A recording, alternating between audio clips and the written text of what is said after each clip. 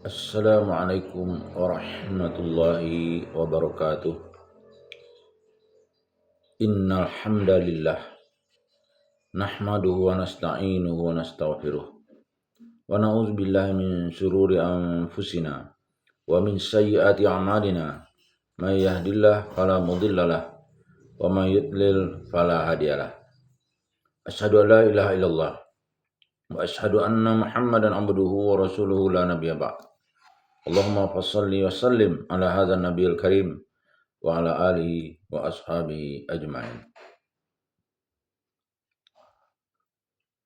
Bapak-bapak, ibu-ibu yang berbahagia dan generasi muda yang saya sayangi, baiklah, pada kesempatan yang berbahagia ini kita akan melanjutkan membaca buku Madrasah Ramadan, cara menyambut dan mengisi bulan Ramadan agar lebih bermakna, yang disusun oleh Dr. Aid Al-Qarni. Pada kesempatan ini kita akan membahas tentang bolehkah menggosok gigi ketika puasa. Rasulullah SAW bersabda, seandainya bersiwak atau menggosok gigi dengan kayu arok tidak menyusahkan umatku, niscaya aku akan memerintahkan kepada mereka untuk bersiwak setiap akan sholat. Dalam riwayat lain, di setiap wudhu. Hadis riwayat Al-Bukhari dan Muslim. Hadis ini bersifat umum sehingga mencakup perbuatan bersiwak yang dilakukan pada bulan Ramadan maupun pada bulan-bulan lainnya. Hadis tersebut juga menjadi dalil bagi orang yang menyunahkan bersiwak sepanjang hari dalam bulan Ramadan, karena kalimat setiap akan sholat dan di setiap wudhu mengandung pengertian bahwa hal itu bisa dilakukan kapan saja. Uqbah bin Rabi'ah berkata, aku pernah melihat Rasulullah SAW bersiwak dalam jumlah yang tidak dapat aku hitung, padahal dia sedang berpuasa. Sebagian ulama berpendapat bahwa orang yang berpuasa boleh bersiwak atau menggosok gigi hanya di pagi hari. Oleh karena itu, dia tidak boleh bersiwak di sore hari. Mereka beralasan bahwa bau mulut orang yang berpuasa akan hilang jika bersiwak. Akan tetapi alasan ini dapat dibantah karena sebenarnya bau mulut itu berasal dari dalam perut, bukan dari mulut. Sehingga bersiwak tidak memiliki pengaruh sedikit pun dalam menghilangkan bau mulut. Allah SWT adalah zat yang maha baik. Dia tidak akan menerima sesuatu kecuali sesuatu yang baik. Oleh karena itu, yang terbaik bagi kita adalah mengikuti pendapat yang mengatakan bahwa bersiwak di pagi hari maupun di sore hari adalah sunnah. Berapa kalikah Al-Quran harus dikhatamkan di bulan Ramadan? Ibnu Abbas meriwayatkan bahwa Jibril alaihissalam selalu menemui Rasulullah SAW pada bulan Ramadan. Lalu Jibril membacakan Al-Quran untuk Rasulullah. Sungguh Rasulullah adalah orang yang lebih baik daripada angin yang dikirimkan oleh Allah. Hadis riwayat Al-Bukhari dan Muslim. Di dalam riwayat lain disebutkan bahwa Jibril selalu memperlihatkan bacaan Al-Quran kepada Rasulullah pada bulan Ramadan. Ketika ajal beliau sudah dekat, Jibril pun memperlihatkan bacaan Al-Quran itu kepada Rasulullah sebanyak 2 kali di akhir bulan Ramadan. Maka Nabi SAW pun mengetahui bahwa ajalnya setelah dekat. Dari hadis ini kita dapat mengetahui bahwa jika seorang muslim membaca Al-Quran bersama orang lain, akan lebih baik daripada dia membacanya sendiri. Jika dia mendengarkan bacaan Al-Quran dari orang lain, hal itu juga lebih baik baginya.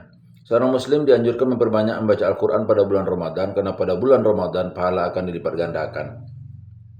Ketika Ramadan tiba, biasanya para ulama melakukan kajian keilmuan, lalu mereka berinteraksi dengan Al-Quran, baik dengan cara membaca, merenungi, maupun menghayatinya. Namun, alangkah lebih baik jika seseorang membaca Al-Quran secara perlahan-lahan sambil merenunginya. Sebagian umat Islam ada yang banyak membaca Al-Quran, tetapi tidak merenunginya. Dia beranggapan bahwa yang dianjurkan adalah memperbanyak khatam Al-Quran.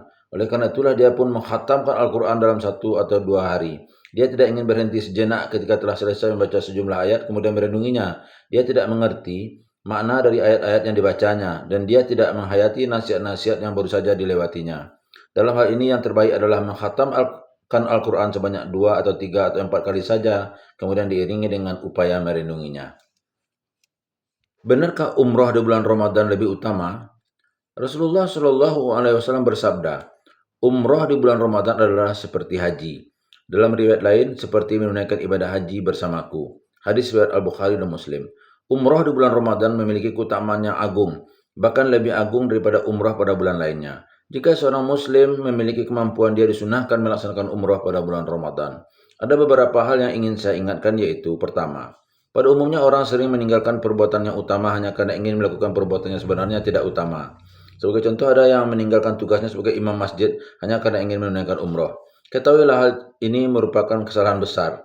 Ini butuh pemahaman yang mendalam tentang agama. Jika keberadaan seseorang di negerinya lebih dibutuhkan, maka akan lebih baik baginya jika tetap berada di negerinya. meskipun tidak dapat menunaikan ibadah umroh di bulan Ramadan. Orang-orang yang dimaksud adalah seperti imam masjid, khatib, para dai, tenaga pendidik, dan para karyawan. Contoh lain, karyawan yang meninggalkan pekerjaannya tanpa meminta izin terlebih dahulu kepada atasannya karena ingin menunaikan umroh, ketahuilah bahwa dari satu sisi, perbuatan semacam ini dapat mendatangkan dosa, meskipun dari sisi lain mendatangkan pahala. Oleh karena itu, alangkah baiknya jika seseorang tidak pergi ke Mekah untuk menunaikan ibadah umroh kecuali jika dia telah meminta izin terlebih dahulu. Apabila tidak mendapatkan izin, hendaknya tidak pergi menunaikan umroh. Kedua, bahkan ada yang terpaksa harus berbohong ketika sedang memberikan alasan agar mendapatkan izin cuti, seperti mengatakan bahwa dia sedang sakit atau alasan-alasan lainnya yang sebenarnya tidak benar. Semua itu dilakukannya dengan maksud agar dia dapat memperoleh cuti sehingga bisa pergi menunaikan umroh. Ketahuilah orang seperti ini telah melakukan perbuatan dosa karena dia telah berbohong dan memberikan alasan palsu. Bahkan dia dianggap tidak takut kepada Allah karena telah melakukan tindakan dosa seperti itu. Ketiga, ada yang umroh berkali-kali di bulan Ramadan. Biasanya hal ini dilakukan oleh penduduk Mekah. Perbuatan semacam ini tidak sesuai dengan apa yang dilakukan Rasulullah SAW dan para ulama salaf. Sebaiknya menunaikan umroh sekali saja, sehingga sisa waktunya dapat dimanfaatkan untuk membaca Al-Quran, berzikir, atau mengerjakan amalan-amalan sunnah lainnya. Apa hukum orang yang berhadas besar lalu berpuasa? Aisyah meriwayatkan bahwa seorang lelaki pernah berkata, Rasulullah, ketika tiba waktu sholat subuh aku masih dalam keadaan junub. Bolehkah aku berpuasa? Rasulullah SAW bersabda, aku juga pernah seperti itu, kemudian aku berpuasa. Orang itu berkata, engkau bukanlah orang seperti kami, wahai Rasulullah. Karena Allah telah mengampuni dosa-dosamu yang telah lalu dan yang akan datang. Maka Rasulullah SAW pun bersabda, demi Allah, sungguh aku berharap agar aku dapat menjadi orang yang paling takut kepada Allah di antara kalian dan orang yang paling mengetahui tentang apa yang harus aku hindari. Hadis riwayat Muslim. Ummu Salamah berkata, Rasulullah SAW pernah keadaan junub pagi karena telah berhubungan badan dan bukan karena mimpi. Kemudian beliau tidak berbuka dan tidak mengganti puasanya. Hadis riwayat Al-Bukhari dan Muslim. Hadis-hadis di atas telah dijadikan dalil oleh orang-orang yang berpendapat bahwa orang yang dalam keadaan junub sampai pagi biasa puasanya tetap dianggap sah sehingga dia tidak perlu lagi mengganti puasanya. Dalam hal ini tidak ada perbedaan antara junub karena berhubungan badan atau karena mimpi. Inilah pendapat yang diikuti oleh mayoritas ulama. Imam Nawawi telah memastikan bahwa telah ada kesepakatan di antara para ulama mengenai hal ini. Ibnu Daqiq Al-Aid berkata, hal ini telah menjadi kesepakatan atau paling tidak seperti kesepakatan.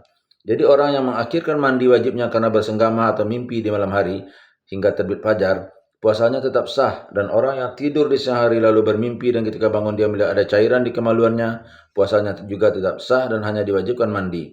Orang yang berpuasa tidak harus berada dalam keadaan suci dari hadas besar sebelum fajar datang.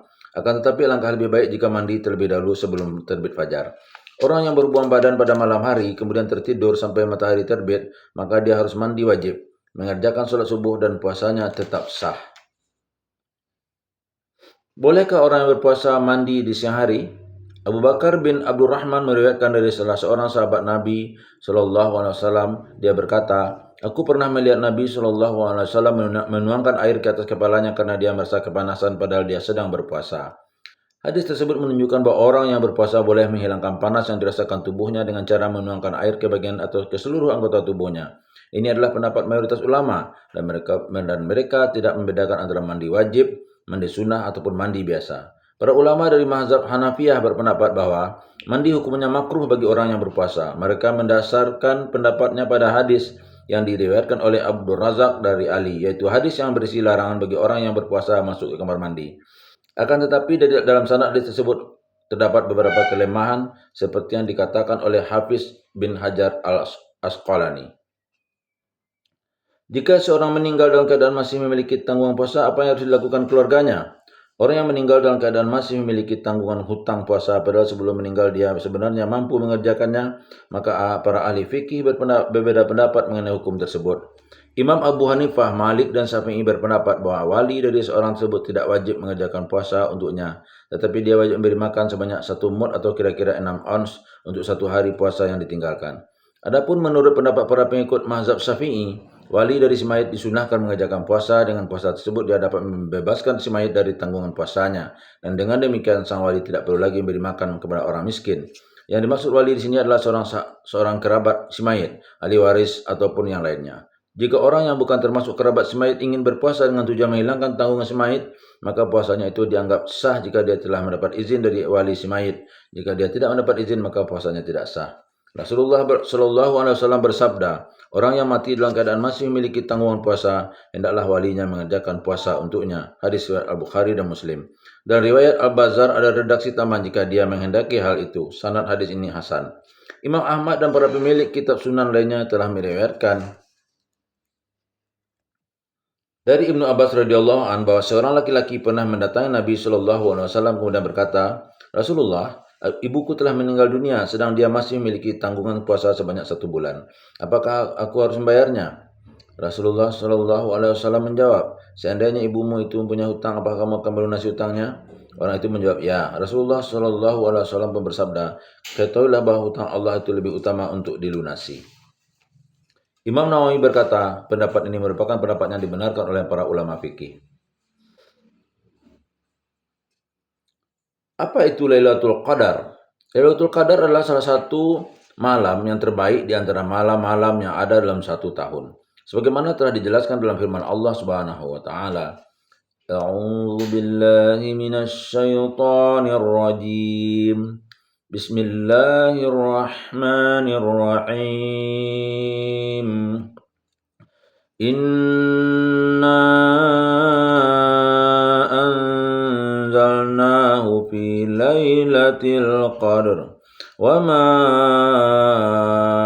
adraka ma lailatul qadr. Lailatul qadri khairum min alfi syahr. Sungguh kami telah menurunkan Al-Quran pada malam kemuliaan. Tahukah kamu apakah malam kemuliaan itu? Malam kemuliaan itu lebih baik dari 1000 bulan. Quran Surah Al-Qadar ayat 1-3. Setiap amal perbuatan seperti sholat, membaca Al-Quran dan berzikir yang dilakukan pada bulan Ramadan lebih baik pahalanya daripada amal sejenis yang dilakukan selama 1000 bulan.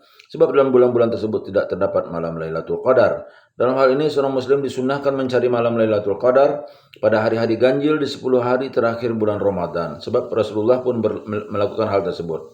Para ulama berbeda pendapat dalam menentukan jatuhnya malam Lailatul Qadar. Ada yang berpendapat bahwa malam itu adalah malam ke-21, malam ke-23, malam ke-25, dan malam ke-29.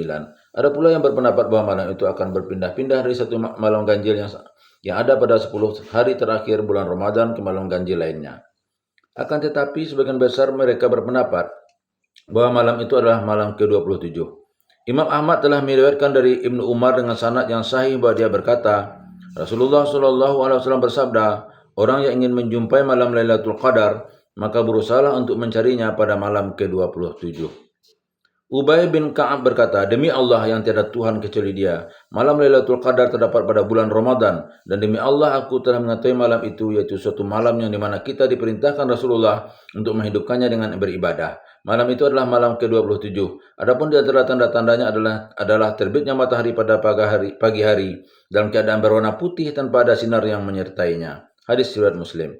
Imam Bukhari dan Muslim juga telah meriwayatkan dari Abu Hurairah, Nabi Shallallahu Alaihi Wasallam bersabda, orang yang menghidupkan malam Lailatul Qadar dengan penuh keimanan dan mengharap pahala dari Allah, maka dosa-dosanya yang telah lalu akan diampuni. Aisyah radhiyallahu an berkata, aku pernah bertanya kepada Rasulullah, jika aku mengetahui bahwa aku sedang berada pada malam Lailatul Qadar, maka apa yang harus aku ucapkan? Rasulullah Shallallahu Alaihi Wasallam bersabda, katakanlah, ya Allah, Engkau adalah Maha Pemaaf, maka berilah maaf kepadaku.